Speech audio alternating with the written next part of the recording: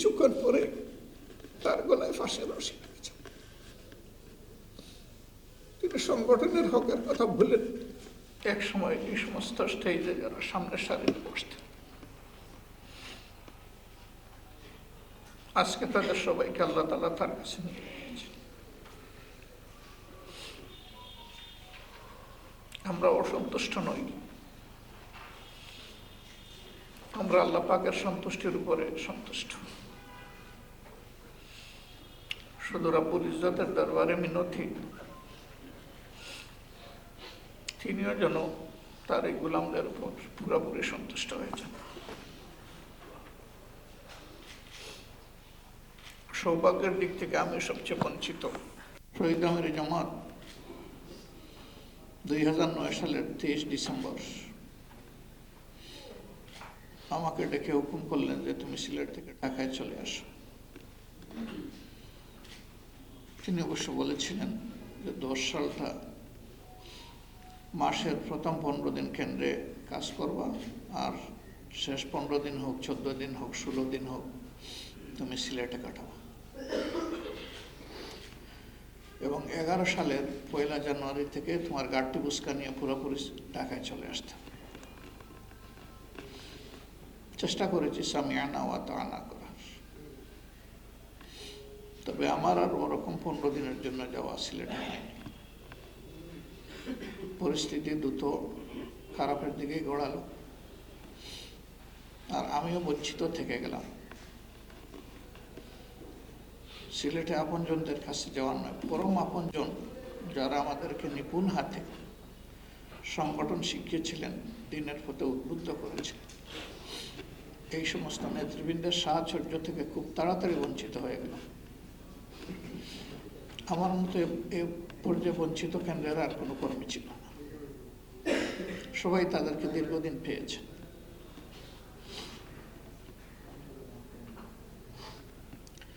যে বইটা আমি দেখলাম নেড়ে ছেড়ে, এটার চেয়েও তিনি অনেক বেশি কিছু। তিনি এটার মধ্যে সীমাবদ্ধ না। যখন সরকার পরিচালনার অংশীদার হলেন, প্রথম দিন আমাদেরকে জানিয়ে দেওয়া হলো যে আমাদের সফরের যে অংশ সরকারি কাজের সাথে সম্পৃক্ত, এইটার ব্যয়ভার, যানবাহন, যাতায়াত, খাদ্য, পানীয় সব কিছু বহন করবে সরকার। আর যে অংশটা সংগঠনের সাথে সম্পৃক্ত, ওখানে গাড়ি, খাদ্য, সব কিছু যা আছে সব কিছু বহন করবে সংগঠন। আমরা চেষ্টা করেছি সারা দেশে ওনাদের এই নাসিহা বুঝার এবং পালন করার। একবার তিনি সিলেট সফরে গেলেন, আগে আমাকে বললেন যে আমার ওয়াইফের কথা বললেন, ওরে বলবা যে ও যেন রান্না করে পাঠায়, থাকবেন সার্কিট হাউস। আমি বললাম হ্যাঁ, আমি আপনার কর্মীকে আপনার হুকুম বা ডিজায়ার যেটা বলেন আমি জানাই দেব। আমার মিসেসকে জানালাম, সে বলল উনি যদি আমাকে কর্মী স্বীকার করেন তাহলে আমার হাতের রান্না আমি সার্কিট হাউসে পাঠাবো। সার্কিট হাউসে আমার চাইতে আরো ভালো রান্না বাড়া করার লোক আছে, বাবুর্চি আছে, সরকারি বাবুর্চি, তারা খাবে। এখন সেক্রেটারি জেনারেলকে আমার সালাম দিবা, বলবা যে উনি যেটা চয়েস করবেন সেটাই ফাইনাল। উনি যদি বলেন যে সার্কিট হাউসে বসে খাবেন, তাহলে বাবুর্চি হবে সার্কিট হাউসের বাবুর্চি। আর উনি যদি বলেন যে তার কর্মীর হাতে রান্না খাবেন, তাহলে এই বাসায় এসে এই বাচ্চাকে দেখে যেতে হবে। আমি বললাম যে বাসা কি কিছু বদলাইতে পারবো? বলে না, আমার বাসা হুবহু ওনাকে বলছে। বাসাটা কড়া ছিল, আবেগঘন ছিল। আমি আবেগের কথা না বলে কড়াটাই বলে দিলাম। উনি বললেন কবুল, আমি তোমাদের বাসায় যাব। এটা বললেন না যে আমার এই টাইট সময়ের ভিতরে পারবো কি সময় সমন্বয় করা, অন্যান্য কাজ আছে, কিচ্ছু বলেন, সাথে সাথে রাজি হয়ে গেল। সেই দিন থেকে আমি সবক নিয়েছি এবং এখন চেষ্টা করি বাকি জিন্দেগির পরবর্তীতে কোনো জায়গায় খেতে হলে আমি জিজ্ঞেস করি এটা কার বাসা, কোথায় রান্না হবে।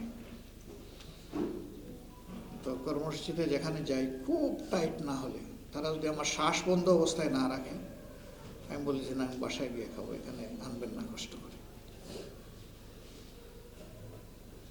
আমি আমার দায়িত্বশীলকে দেখেছি যে তার একজন কর্মীর একটা চিন্তাকে তিনি কিভাবে সম্মান করেছেন।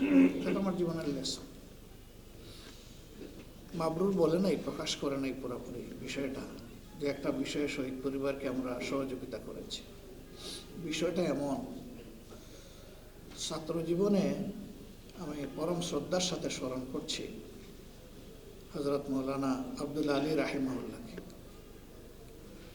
তিনি বলেছিলেন যে আমার একটা সন্তানকে আল্লাহর জন্য আপাদমস্তক আলিফ টু ইয়া আমি ওয়াকফ করে দিতে চাই, এটা হলো আলী হাসান মুজাহিদ। এবং তিনি তার পিতার এই কথা স্মরণ করেই তার জীবনের সমস্ত কার্যক্রম পরিচালনা করেছেন। কঠিন সময়ে তার নাম ছিল মারুফ ভাই, এটা হয়তো আমরা অনেকেই জানি। আমরা ওনাকে আলী হাসান মোহাম্মদ মুজাহিদ হিসেবে জানি। তিনি আসলে মারুফের উপরেই ছিলেন। মুনকার থেকে আমাদের দেখা মতো তিনি অনেক দূরে ছিলেন। কারা এই নামটা দিয়েছিল আমি জানি না, এই নামের যথার্থ বাস্তবায়ন, আবার পিতা যে নামটা রেখেছিলেন সেটারও যথার্থ বাস্তবায়ন। আমি তার গায়ে কোনোদিন তখনকার আমলের আমার হিসাব মতো 600 টাকার মধ্যে কোনো কাপড় দেখিনি। তিনি যেভাবে রেজাউল করিমের মতো অনেককেই পরামর্শ দিতেন, নিজে কিন্তু সেটাই ফলো করতেন। তার ইন্তেকালের পরে শহীদ পরিবার আমাকে তার কিছু জামা কাপড় উপহার দিল স্মৃতিস্বরূপ। আমি তাদের কাছে কৃতজ্ঞ, খুব যত্নে রেখে দিয়েছি। সেই পরেতে উল্টে দেখলাম যে আমার আইডিয়ার কোনো বেশ কম শেষ পর্যন্ত হয়নি, ওইটাই আলহামদুলিল্লাহ। তিনি চলে যাওয়ার আগে শেষমেশ পরিবারকে ওসিয়ত করেছেন, সাংগঠনিক জীবনে আমার হাতে অনেক খরচপাতি হয়েছে, চেষ্টা করেছি সতর্ক থাকার, তারপরেও মানুষ আমার ভুলভ্রান্তি হতে পারে। এই জন্য কাফারা স্বরূপ তোমরা আমার পক্ষ থেকে সম্ভবত 3 লক্ষ বা 2 লক্ষ, আই এম কনফিউজ, 3 লক্ষ, অনেক দিনের ব্যাপার তো, বললেন যে এই টাকাটা সংগঠনের হাতে পৌঁছে। যখন সম্মানিত পরিবারের সদস্যের পক্ষ থেকে জানানো হলো, আমরা খুবই বিব্রত হয়ে গেলাম। আমরা তো ওনাকে দুধের মতোই সাদা দেখেছি, তিনি তো তার জীবনের সব কিছু ওয়াকফ করে গেছেন, এখন বাকি থাকলো কি? কিন্তু পরিবারের একটা কথার কাছে আমরা হার মেনে গেলাম। তারা বললো যে এটা শেষ জীবনের ওনার নসিহা, ওসিয়ত, এটা নিয়ে আমাদেরকে ভার মুক্ত করেন।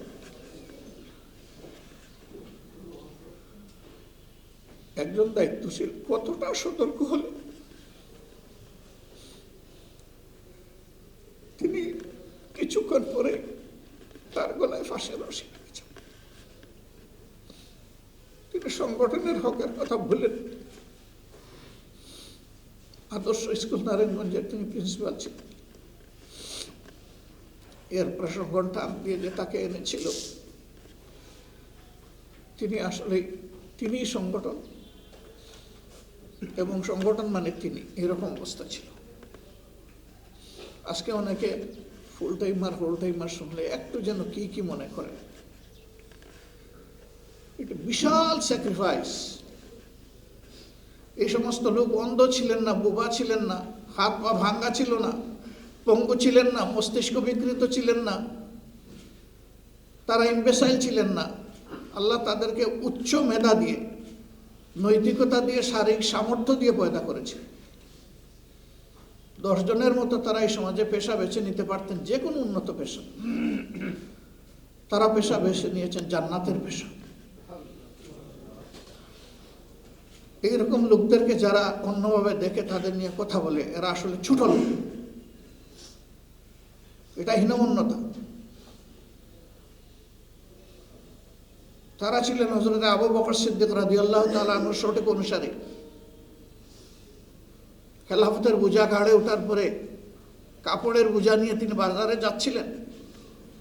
ওমর ইবনুল খাত্তাব রাদিয়াল্লাহু তাআলা আনহু তার হাত ধরে থামায় দিলেন, কোথায় যান আপনি? তিনি বললেন যে আমি আমার পরিবারের জন্য হালাল রুজির সন্ধানে যাচ্ছি। বললেন যে এতদিন আপনি পরিবারের প্রপার্টি ছিলেন, এখন আপনি উম্মার প্রপার্টি। এখন এই কাপড়ের গাঁটটি আপনি আর বহন করতে পারবেন না।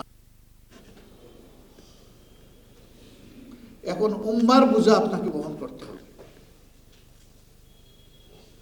সে বোঝা ফেলে দিয়েছিলেন, সেই বোঝা রেখে দিয়ে উম্মার বোঝা কাড়ে তুলে নিয়েছিলেন। উমর ইবনুল খাত্তাব রাদিয়াল্লাহু তাআলা আনহুর কলিজার টুকরা স্ত্রী একইদে বললেন, খলিফাতুল মুসলিমিন, মানুষের জীবনে আনন্দ হিল্লুল থাকে, আমার পরিবারে সাদামাটা সব কিছু, এমনকি ঈদের সময় বাচ্চাদেরকে আলাদা কিছু দিতে পারি।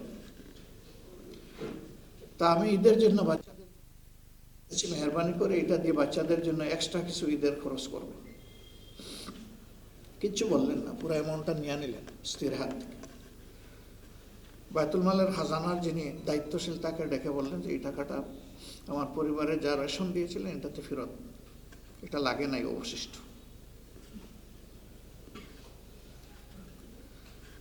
এখন ঈদের দিন খলিফা তো কিছু আনেননি। স্ত্রী জিজ্ঞেস করছেন, আপনার হাতে একটু অর্থ তুলে দিয়েছিলাম বাচ্চাদের জন্য এক্সট্রা কিছু করার, কোনো লক্ষণ দেখছি না। তিনি বললেন যে এটা মাওলার জিম্মায় পাঠিয়ে দিয়েছি, তোমরা যা প্রত্যাশা করেছ তার চাইতেও ভালো কিছু তোমাদের জন্য অপেক্ষমান আছে।